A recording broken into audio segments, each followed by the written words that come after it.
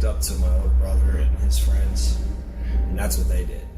They were getting drunk and smoking weed. At a very young age, I was introduced into that, and I thought that's what I was supposed to do.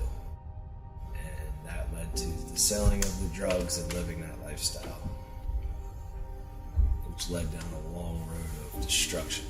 Well, I got started doing drugs. My high school sweetheart and I got married, and she left me and was seeing my best friend.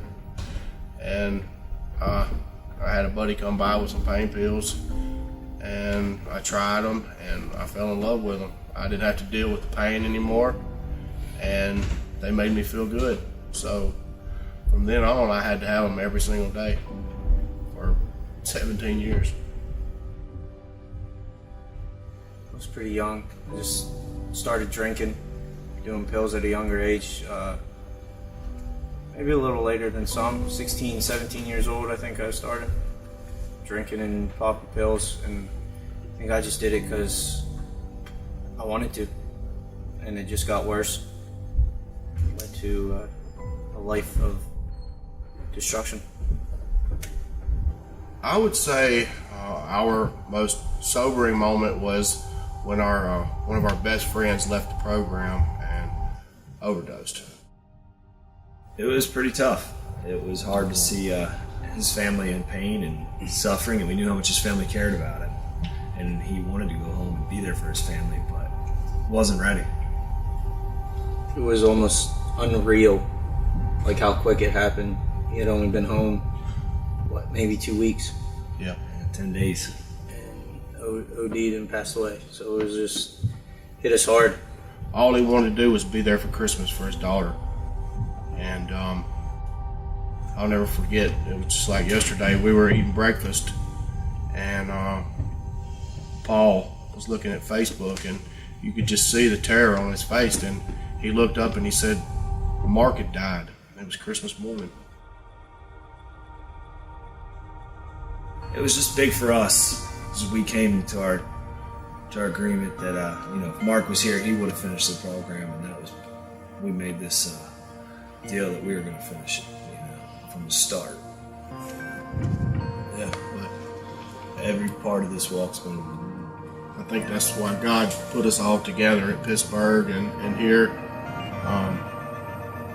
All three of us have worked together to go through this program. These are my spiritual brothers, not just my best friends. They mean the world to me. I would do anything for these guys, and I would have never said that about any guy a year ago. Never. Yeah. I'd take a bullet for them. Yeah, I never realized what it'd be like to have brothers hold you accountable, and how meaningful that really is too. Like, I've had these brothers help me out of some of the toughest situations in my life, and had to probably, if they weren't there, would have made the wrong decisions. And it's not about me anymore, it's about serving the Lord. And that started by having good brothers hold me accountable. It was a process and team challenge. When your family drops you off, or you remember that pain in their face, and now you see how lit up their face is. It's like, man, my daughters, my one daughter told my older sister that she had her real dad back.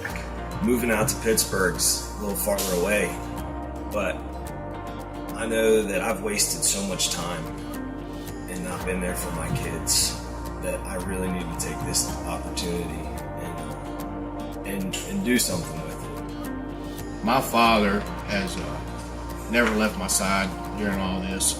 I've lied, stole, and done everything you could possibly do wrong to a human to him. But now, God has restored a relationship, and I can truly call him my best friend. And my parents and my kids have been a blessing.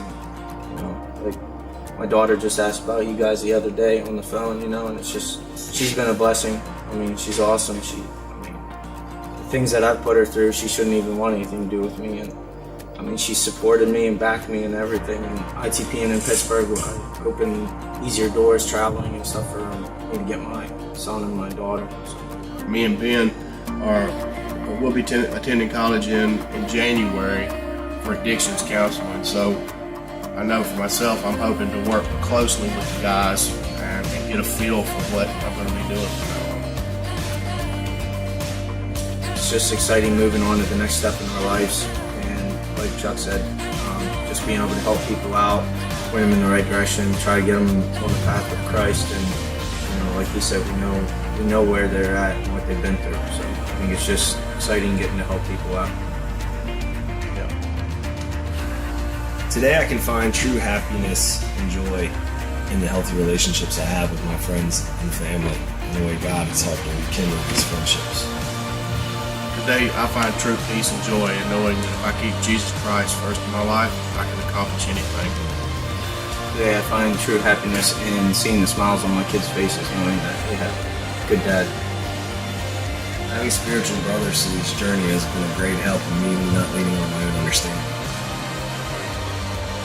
God knew when He sent me to Pittsburgh which two brothers I would need to lift me up and to help me in places that I couldn't help myself. Brothers like these two guys are a must. If I hadn't come to Teen Challenge, I'd most likely be dead or in a prison cell for the rest of my life. If I had not come to Teen Challenge, there's no telling where I'd be right now. I'd probably be locked in a jail cell somewhere if I wasn't dead somewhere. If I hadn't come to Teen Challenge, I'd still been a lost soul on a path of destruction.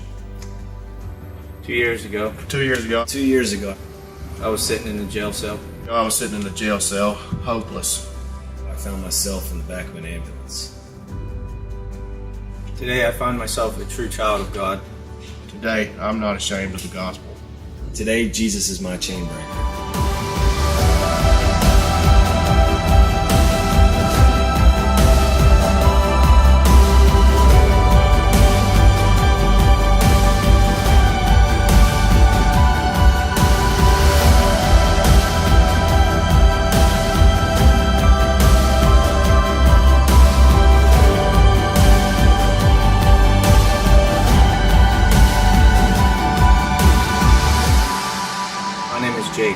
My name is Chuck.